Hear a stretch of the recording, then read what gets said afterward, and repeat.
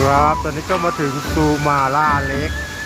บนเส้นทางรูทสั้นของญาติถึงแล้วนะครับ ขึ้นมาก็ประมาณ1 กิโลกว่าๆแต่เป็นบันไดทั้งนั้นเลยสวยมากเลยนะครับวันนี้หมอกเยอะ